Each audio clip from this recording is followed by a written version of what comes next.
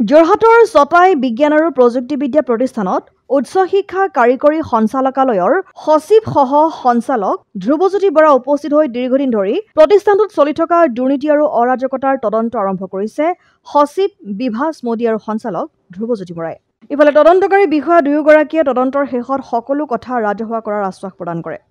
উক্ত প্ৰতিষ্ঠানৰ এগৰাকী সহকাৰী অধ্যাপকৰ বিৰুদ্ধে ছাত্ৰীক যৌন নিৰ্যাতনৰ অভিযোগ, প্ৰতিষ্ঠানত চলা বাছ সেৱাৰ কেলেংকাৰী, তিনপাতৰ ৰং দিয়াৰ নামত বৃহৎ ধনৰাশি আত্মসাত, ইউনিফৰ্ম টেষ্টৰ নামত টকা সংগ্ৰহ তথা ৬-৭খন বিচনাযুক্ত চিকিৎসালয়ৰ নিৰ্মাণ কাৰ্য অসম্পূৰ্ণ আদিৰ অভিযোগ সন্নিৱিষ্ট কৰি সংগঠনটোৱে ইয়াৰ উচিত তদন্ত বিচাৰি সচিব আৰু সঞ্চালকক স্মাৰক পত্ৰ প্ৰদান কৰে। জিষ্টৰ ব্যাগুম কেলেংকাৰী প্ৰতিবাদত অসম জাতীয়তাবাদী যুৱ ছাত্ৰ পৰিষদে যোৱা ছেপ্টেম্বৰ মাহৰ পৰা শিক্ষামন্ত্ৰী, মুখ্যমন্ত্ৰী আৰু শিক্ষা বিভাগৰ উচ্চ পৰ্যায়ৰ বিষয়াক কেইবাখনো স্মাৰক পত্ৰ প্ৰদান কৰা হৈছে। আৰু তেখেতসকলৰ পৰা আমি আশা কৰিছিলোঁ যে জিষ্টৰ প্ৰিন্সিপাল অতনু কুমাৰ দত্ত, এই অতনু কুমাৰ দত্তৰ যিখিনি ব্যাগুম দুৰ্নীতি, এই দুৰ্নীতিখিনি অন্ত পৰি যাতে এই প্ৰতিষ্ঠানটোক আগবঢ়াই নিব পৰা এগৰাকী দক্ষ আৰু নিকা ভাৱমূৰ্তিৰ অধ্যক্ষক যাতে ইয়াত নিযুক্তি দিয়ে। কিন্তু আজি পৰ্যন্ত শিক্ষা বিভাগে এই কামখিনি কেলৈ কৰিব পৰা নাই, আমাৰ ইয়াত বোধগম্য নহয়।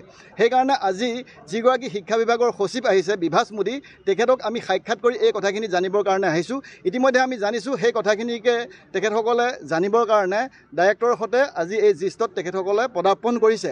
কিন্তু আমি অসম জাতীয়তাবাদী যুৱ ছাত্ৰ পৰিষদে প্ৰথমেই ক'ব বিচাৰোঁ যে যোৱা 2023 বৰ্ষৰ মে' মাহত এগৰাকী স্নাতকোত্তৰ ছাত্ৰীক এগৰাকী ইয়াৰ অধ্যাপক ৰসায়ন বিভাগৰ ভাস্কৰ শৰ্মা নামৰ তেখেতে যৌন নিৰ্যাতন চলাইছিলে।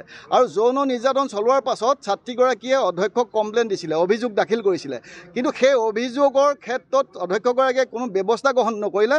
তাৰ পৰৱৰ্তী পৰ্যায়ত ছাত্ৰীগৰাকীয়ে শিক্ষামন্ত্ৰীকো তেওঁ সেই অভিযোগ লেটাৰ প্ৰেৰণ কৰিছিলে।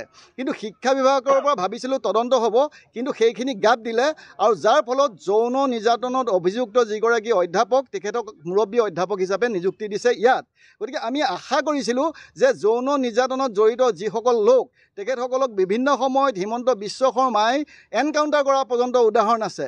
মোদী চৰকাৰে বিভিন্ন আইন আনিছে। গতিকে এনেকুৱা ধৰণৰ প্ৰতিষ্ঠানৰ লোকে যদি ছাত্ৰীক যৌন নিৰ্যাতন চলায়, তাৰ পাছত ব্যৱস্থা গ্ৰহণ কৰিবৰ কাৰণেও যদি দাবী জনায়, তাৰ পাছতো যদি তেখেতসকলৰ ওপৰত কোনো ব্যৱস্থা গ্ৰহণ নকৰে, তেতিয়াহ'লে সাধাৰণ লোকসকলৰ অৱস্থা কি হ'ব এই কথাখিনি কিন্তু আমি অনুভৱ কৰিব লাগিব।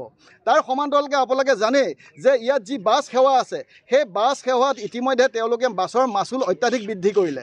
আৰু অত্যাধিক বৃদ্ধি কৰিলে, পূৰ্বতে ইয়াৰ নিৰিখ আছিলে প্ৰায় 54,000 টকা, কিন্তু যোৱা বছৰ তেওঁলোকে ইয়াৰ নিৰিখ বঢ়াই প্ৰায় 87,000 টকা কৰিলে। তাৰ সমান্তৰালকৈ তেওঁলোকে প্ৰতি কিলোমিটাৰত ডিজেলৰ মূল্য 16 টকাকৈ নিৰ্ধাৰণ কৰা হৈছিলে, সেইও বঢ়াই 27 টকা কৰিলে। গতিকে এগৰাকী লোকে এইখিনি ক্ষেত্ৰত মহামান্য উচ্চ ন্যায়ালয়ত আবেদন কৰিছিলে আৰু আবেদনৰ ভিত্তিত উচ্চ ন্যায়ালয়ে ৰায় দিছিলে আৰু তেওঁলোকে সেইখিনি স্থগিত ৰাখিবৰ কাৰণে সক্ষম হৈছিলে। গতিকে ইয়াৰ পাছতো কিন্তু শিক্ষা বিভাগৰ উচ্চ পৰ্যায়ৰ বিষয়াই কোনো কিন্তু ব্যৱস্থা সেই যিগৰাকী প্ৰিন্সিপাল তেওঁৰ ওপৰত গ্ৰহণ নকৰিলে। তাৰ সমান্তৰালকৈ যদি চাই আপোনালোকে, যোৱা বছৰ ইয়াত নৱেম্বৰ মাহত এগৰাকী প্ৰতিষ্ঠানক টিঙত ৰং দিয়াৰ নামত প্ৰায় 7 লাখ টকা মোকলাই দিলে। কিন্তু 7 লাখ টকা মোকলাই দিলে, ৰং লগোৱাৰ ছমাহেই নহ'ল, কিন্তু ৰঙৰ চিনচাত নাই।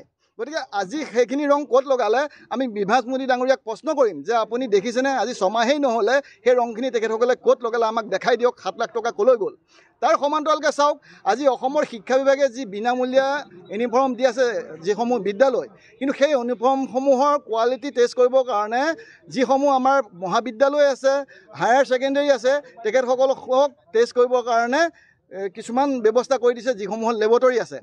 আজি জিষ্ট একমাত্ৰ প্ৰতিষ্ঠান যিখনে প্ৰতিখন স্কুলৰ পৰা সেই বিনামূলীয়া ইউনিফৰ্ম টেষ্ট কৰাৰ নামত 300 টকাকৈ মাচুল লৈছে। গতিকে এনেকুৱা ধৰণৰ ব্যাগুম কেলেংকাৰীত আজি ইয়াৰ অধ্যক্ষজন জড়িত হৈ আছে। বহুতখিনি কেলেংকাৰী আমি আপোনাৰ আগত কোৱাই নাই, প্ৰায় 11টামান দাবী লৈ আমি আহিছোঁ। তাৰ সমান্তৰালকৈ চাওক আপোনালোকে, 6খন বিচনাযুক্ত হাস্পতালৰ কাম হোৱাই নাইকিয়া, আগেয়ে বহা নাই, কিন্তু সেয়া কাম সম্পূৰ্ণ হ'ল বুলি প্ৰায় 16 লাখ টকা ইতিমধ্যে তেওঁলোকে সম্পূৰ্ণ আদায় কৰি লৈ গ'ল। গতিকে এইবোৰৰ ওপৰত তদন্ত কৰিবৰ কাৰণে আমি শিক্ষা বিভাগক বিভিন্ন দাবী জনাই আহিছোঁ, কিন্তু তেওঁলোকে সৰু সৰু দুটামান তদন্ত কৰিবলৈ ডাইৰেক্টৰ অফিচক দায়িত্ব দিয়ে। যদি ডাইৰেক্টৰ অফিচক দায়িত্ব দিয়ে, সঁচাকৈ এই যিগৰাকী প্ৰিন্সিপাল আছে তেখেত সাৰি যাব, কাৰণ ডাইৰেক্টৰৰ লগত তেখেতৰ খুবেই ভাল সম্পৰ্ক। সেয়েহে আমি আশা কৰিম অসম জাতীয়তাবাদী যুৱ ছাত্ৰ পৰিষদে যিসমূহ দাবী উত্থাপন কৰিছোঁ, সেই দাবীসমূহৰ ওপৰত শিক্ষা বিভাগে গুৰুত্ব অনুভৱ কৰি উচ্চ পৰ্যায়ৰ তদন্ত কৰি এই দোষী ব্যক্তিৰ ওপৰত ব্যৱস্থা গ্ৰহণ কৰিবৰ কাৰণে আমি দাবী জনাইছোঁ। অনুসন্ধানকাৰী বিষয়াসকলক লগ পাইছিল, তেওঁলোকৰ প্ৰতিক্ৰিয়া কেনেকুৱা? আচলতে চাওক, অনুসন্ধানকাৰী বিষয়া নে ছেক্ৰেটাৰীয়ে নিজে জানো অনুসন্ধান কৰে? আমি সেই কথাখিনিত কিন্তু আশ্বস্ত হ'ব পৰা নাই। ছেক্ৰেটাৰীগৰাকী আহিছে, আমি আশা কৰিছোঁ এইখিনি তেওঁলোকে খবৰ ল'বলৈহে আহিছে। যদি অনুসন্ধান কৰিলেহেঁতেন, তেওঁলোকে তদন্ত কৰিলেহেঁতেন, তেতিয়াহ'লে জিষ্টৰ যিগৰাকী মুৰব্বী তেখেতক অপসাৰণ কৰি ল'লেহেঁতেন। গতিকে আমি সেইটো অনুসন্ধান বুলি কেনেকৈ জানিম? গতিকে তেওঁলোকে অনুসন্ধান কৰাৰ নামত এটা অধ্যায় ৰচনা কৰিছে। আচলতে তেওঁলোকে যদি অনুসন্ধান বুলি কৈছে, এইটো কিন্তু ভুল কৰা হ'ব। কাৰণ যাৰ ওপৰত তদন্ত কৰা হ'ব, সেই ব্যক্তিজনক যদি অপসাৰণ কৰাই নলয়, তেতিয়াহ'লে সেই অনুসন্ধানখিনি কি ৰিজাল্ট আহিব সেইখিনি আপুনিও জানে, ময়ো জানো।